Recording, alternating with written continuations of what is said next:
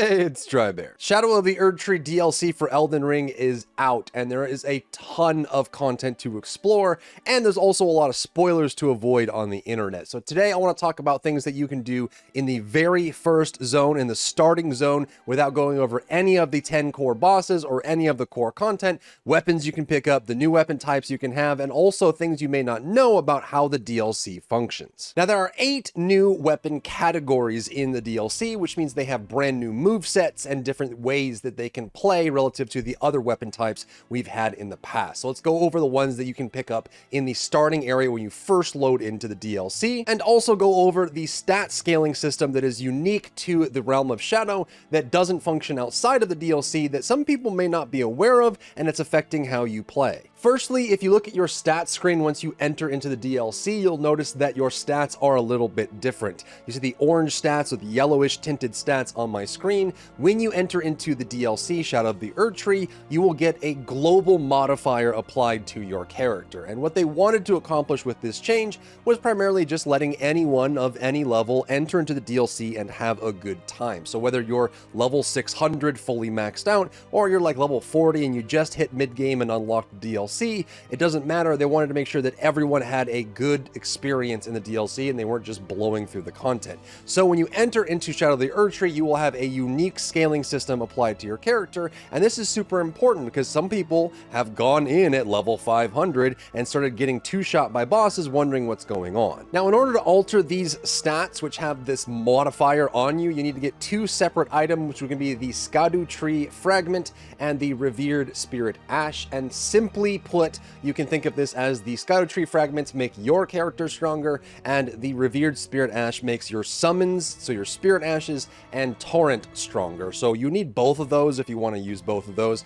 and make sure Torrent doesn't get one shot when you're going through things, but also you want to make your character stronger because these scaling systems will apply a damage reduction to your character as you get stronger and stronger, and also a damage done. So your damage done is reduced by a percentage, and the damage that you take is increased by a percentage until you level up this brand new system. And if you don't focus on this, it can make the DLC seem a lot harder than it actually is. Now, you'll enter the DLC in the gravesite plane, and on this character I have only revealed the gravesite plane, no other map areas, and we're not going to talk about anything that requires you killing a boss. But inside this early area where you first spawn, if you get this initial map piece at the very beginning, this is the map that you'll see, and there's a bunch of fragments, new weapons, new content, things you can pick up just scattered about in the open world. But let's first cover the Scadutree Fragments and where you can find them just littered about, because these will make your character have, again, that damage reduction and damage done scaler go up a little bit so you can actually survive some of the mechanics and feel like you're playing normal Elden Ring. The first fragment you want to be aware of is going to be in this church down the hill from the very beginning. So if we start from the where you spawn in the DLC, the gravesite plane, if you follow down this hill and go down to the Church of Consolation, you'll find a Scadutree Fragment inside of this church. Next is a random spawn. There are a set few locations for this, but it is a random spawn. If you're aware of the Crystal Lizards in DS3, the Vagrants or Treasure Goblins, those exist in the DLC and they look like this. It is the Shadow Undead, but rather than the normal Shadow Undead, they have a pot on their head and they will run away from you. You have a few seconds to finish them off to get something, and you can actually get Revered Spirit Ash and Scadutree Fragments from killing these. So if you see one, rush over and get it as fast as you can. Most of them are random. There are a few fixed locations as well. The next Scadutree Fragment, if we go from the very beginning and start, we move our way up here, you're going to find these paths, this Mikla's Cross, as part of the early part of the story. So you'll be unlocking these. Next to this first one at the 3 paths cross, you'll find another Scadutree Fragment, which is the case for most of the crosses, by the way. So if you find this first one just at the very beginning, which you have to in order to progress, if you go over through this gate to the next one, you will find another Scadutree Fragment, and by this point you'll have a couple. You'll already be able to upgrade this global scaler that makes your character stronger and take less damage for most of the bosses you're going to be facing. If you continue up to the castle here, you will actually find another cross and find another Scadutree Fragment right here inside of this big castle area. From the 3 path cross, cross. If you decide to cross the bridge and head over to the castle area, you will find another Scadutree Fragment just after the bridge in this little settlement here. Now, continuing with the trend of the Miquella's Cross, if you go from the castle front and follow down this road and then take the left path off the main road, you'll find another cross where you'll find another Scadutree Fragment. If you instead go inside of the castle, you will find one near the Miquella's Cross near the checkpoint just inside, which will give you another fragment that you can use to increase your power. And that covers all of the very easy to pick up Scadutree Fragments inside of the very first zone and the very first area that you can grab. And by doing this, you can get your Scadutree blessing to like level 3 or level 4, which ends up being like 20% or 25% increased damage and decreased damage taken, which is massive. So if you're finding you're having trouble killing a lot of the content in the DLC when you first come in, or things are destroying your health bar, remember that you want to get your Scadutree blessing leveled up from there.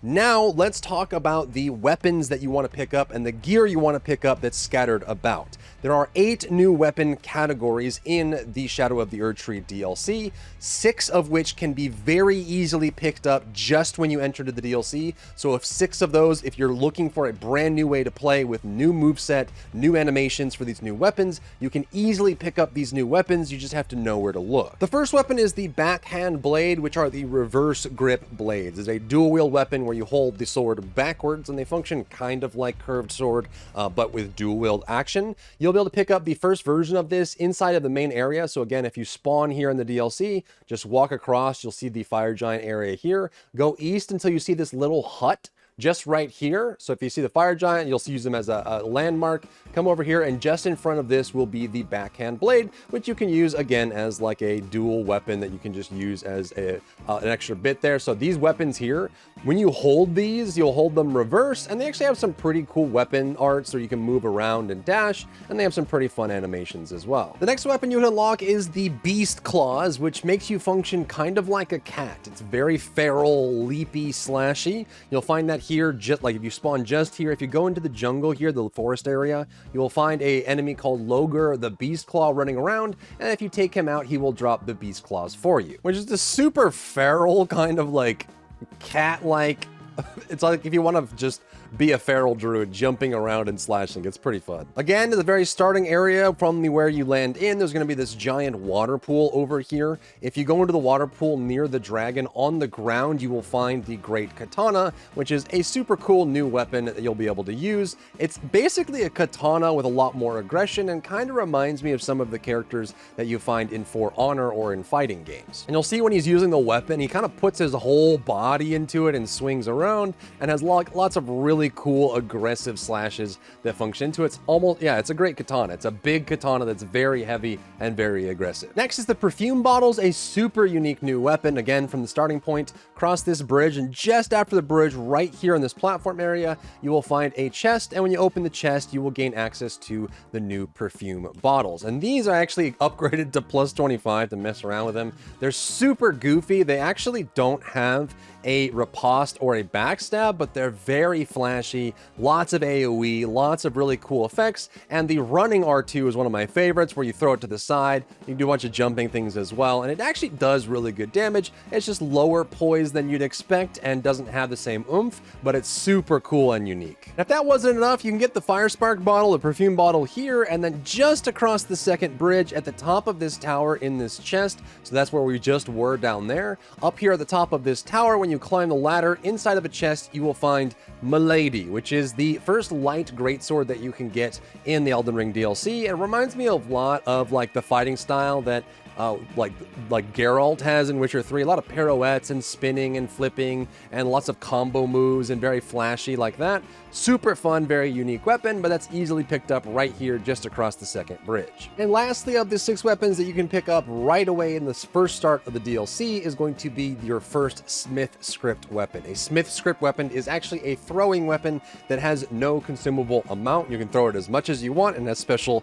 throwing abilities. You can find the Smithscript Daggers, say that 10 times fast. From the start here, go over to the ruined lava, forged lava intake. To get here, you just need to cross the bridge, go over here to the castle front, and then just come down southeast, go to the right side of this as you're coming down, and then go through to the Ruined Forge and complete that dungeon in order to unlock the daggers. They are down in there in that dungeon. I won't show you the dungeon, but they're down in there. They do require a little bit of int to use, but you can see that as I'm using this and throwing, it's infinite. It's just like the perfume bottles, there's no consumable for it. So it is a throwing weapon that scales normally like a normal weapon, and you have special throws that you can do as well. You will find other throwing weapons of the Smithscript variety as you play through the game, including great hammers. You can throw hammers like your Thor. So super cool and unique, interesting weapon you can pick up right at the beginning of the DLC. The remaining two weapon types, the thrusting shield and the martial arts weapon, are things that you can only get by either killing some of the early bosses, like progressing through the story, or by unlocking new areas. So just to point you in the right direction, you actually have to get past through the boss of the Castle Ensis.